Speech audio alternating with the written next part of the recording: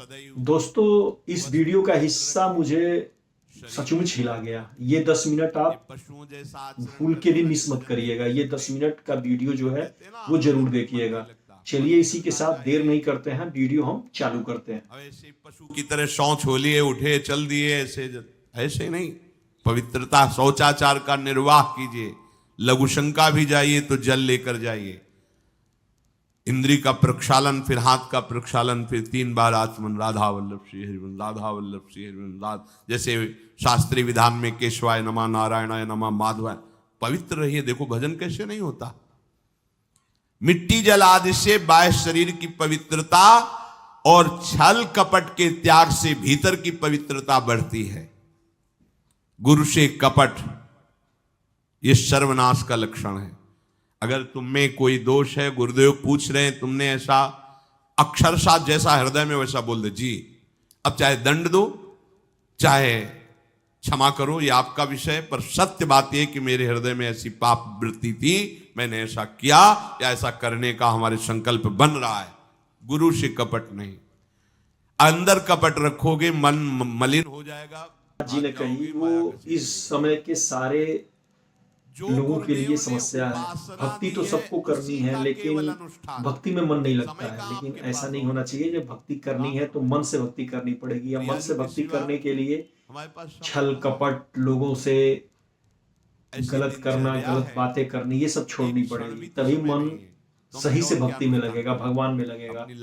अब मन भगवान में लगाना है, अब मन लग रहा है कि नहीं वो काम नहीं हुआ, ये काम नहीं हुआ, तो फिर वो मन भगवान में कभी नहीं लगेगा। गृहस्थी हैं तो जो व्यापार नौकरी उन्हीं के लिए समर्पित करें। और चलिए आगे सुनते हैं प्रवचन। बहुत सहन शक्ति चाहिए। ठंडी गर्मी, मान अपमान, निंदा स्तुति, परिवार वालों की अवहेलना, ये सब मिलेगा इनाम में। इसे सहो चुपचाप। इसके लिए रो मत। कैसे लोग हैं रो देते हैं, शरीर की प्रतिकूलता में रो देते हैं। अरे आंसू श्री जी के लिए, सिर्फ प्यार में रो श्री जी के। और सब दुख मुस्कुरा के सहना सीखो। मौनम, वाणी को बहुत संभालिए। नाम जप के लिए मौन बहुत आवश्यक है। अगर बार बार थोड़ी थोड़ी देर में बोलते रहेंगे तो एकाग्रता भंग होती रहेगी। नाम में मिठास नहीं अनुभव कर पाएंगे।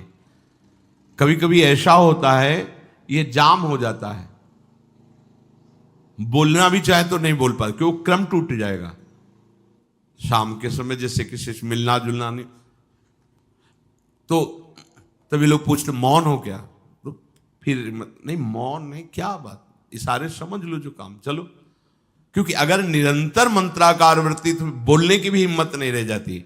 पर वहां तक पहुंचने के लिए वाणी का मौन आवश्यक है। मौन का मतलब ऊ करना नहीं है। आवश्यक हो तो शब्द बोल दो, नहीं अधिकतर मौन रहने की चेष्टा करो। जो आपको मार्ग मिला है, कई बार वर्णन किया है कि सत्संग में जो शब्द आपको लगते हैं तो डायरी में लिखना चाहिए, या याद कर लो, बाद में लिख लेना जाके। और अपने लिखे हुए सत्संग के वचनों को रोज स्वाध्याय करना चाहिए।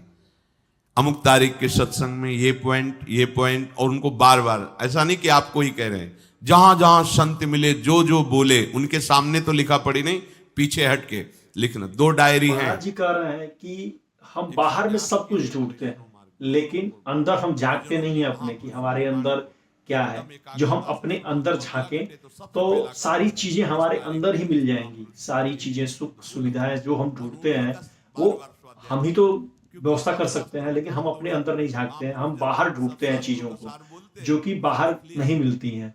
फिर मन उदास होता है, दुखी होता है आदमी।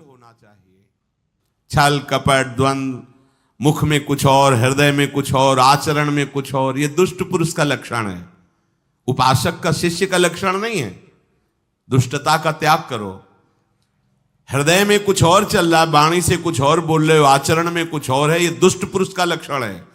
साधु पुरुष का जो वाणी में वही, हृदय में वही, आचरण में है, तीनों की मिलान है, वही साधु है, वही उपासक है, वही भक्त है, जिसकी तीनों एक हो। वाणी से जो बोला वही हृदय में है, जो हृदय में वही आचरण में है। यहां वाणी से कुछ बोल रहे, हृदय में कुछ चल रहा है, आचरण कुछ और बता रहे, ये ठीक नहीं। सरलता का तात्पर्य है मन, वचन और कर्म, ये तीनों एक होने चाहिए।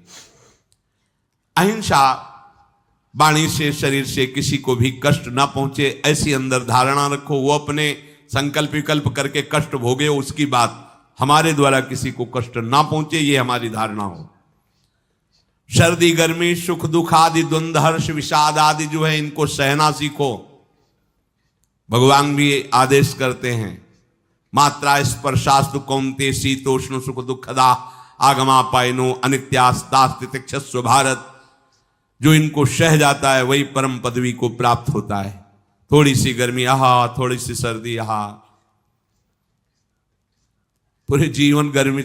पैर की त्वचा ऐसी हो गई थी कि बंबूल का कांटा टूट जाता था, घुसता नहीं था। जीवन में कभी पादुका ही नहीं, तो चमड़ी इतनी मोटी हो गई थी पैरों की। सर्दी गर्मी जैसा आप इसको, आप देखो यहां आप कौन सा स्वेटर पहनते हैं, जीवन में कभी नहीं।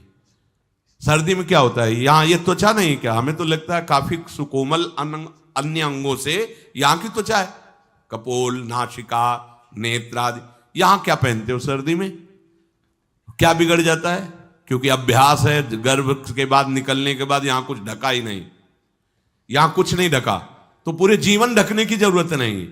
और अगर पूरे अंगों में न ढका होता तो पूरे जीवन ढकने की जरूरत नहीं। जो जंगल में दिगंबर महापुरुष रहते थे गंगा के किनारे, कितने, तो उनको क्योंकि अभ्यास।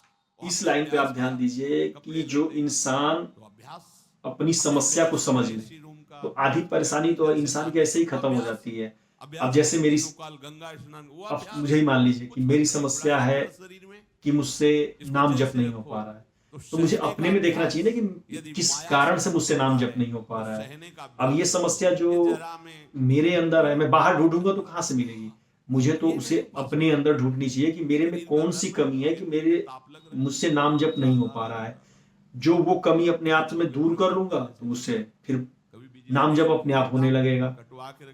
तो बाहर नहीं ढूंढनी चाहिए, जो भी कमी हो अपने अंदर ढूंढिए, आपके अंदर ही कमी है, अब वो मिल जाएगी तो आपका सारी परेशानियां अपने आप ही दूर हो जाएंगी। मिला मांग के खाया कुशासन पे लेट। प्रवचन ही केवल नहीं रहे, अब तो जैसे जोई जोई प्यारो करे सोई मोहि भावे। नहीं, जानबूझ करके अपने शरीर को अधीन नहीं करना चाहिए। सुविधाओं की अधीनता, तुम भोगता नहीं, सुविधाएं तुम्हें भोग रहे हैं। जितना तुम सुविधा भोगी बन जाओगे उतना तुम कमजोर हो जाओगे। सीधे प्रकृति का वार सहो, तुम महात्मा सुदृढ़ बलवान हो जाओगे। तुम्हारे आगे समर्थ शब्द लग जाएगा। जो प्रकृति के और विकारों के वेगों को सीधे सहता है उसे महात्मा कहते हैं। समहात्मा सुदुर्लभा यम ही न व्यथयन्ते पुरुषम पुरुषर्षभ सुख दुख समा।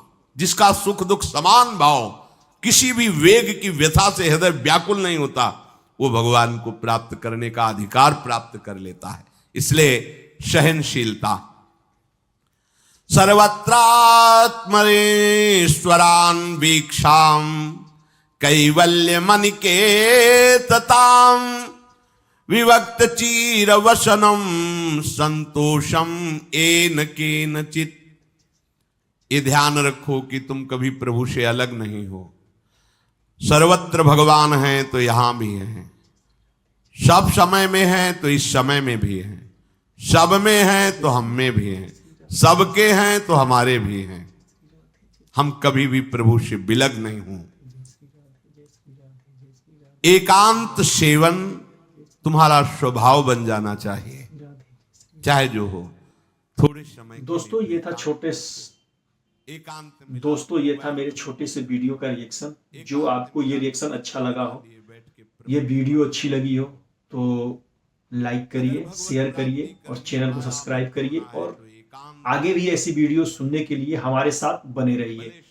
ऐसे ही बोलिए श्री राधे, जय श्री राधे, राधे राधे, प्रेम से बोलिए।